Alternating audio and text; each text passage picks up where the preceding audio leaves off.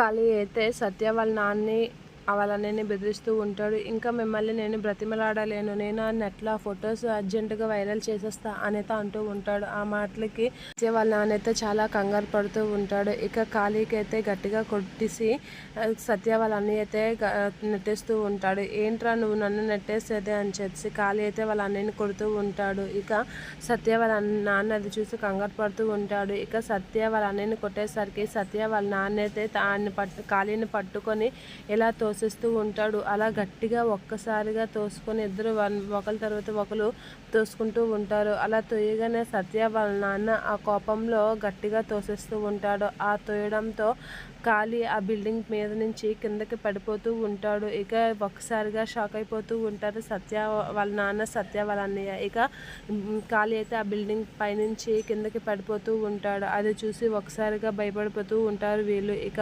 ఖాళీ కింద పడిపోయి అలా ఉండిపోతూ ఉంటాడు. ఇంకా చనిపోతూ ఉంటాడు. చనిపోయిన వెంటనే ఒరే ఖాళీ చనిపోయాడురా అని చెప్పి సత్య వాళ్ళ నాన్నైతే చాలా టెన్షన్ పడుతూ ఉంటాడు. ఇక ఏం చేయలేక ఏం బాధపడుతూ ఉంటాడు. ఇక సత్య అయితే ఒక్కసారిగా ఉలికిపడి చూస్తూ ఉంటుంది. అది చూసి ఉలికిపడుతూ ఉంటుంది. ఇక సత్య వాళ్ళ నాన్నైతే కంగారు పడుతూ ఉంటాడు.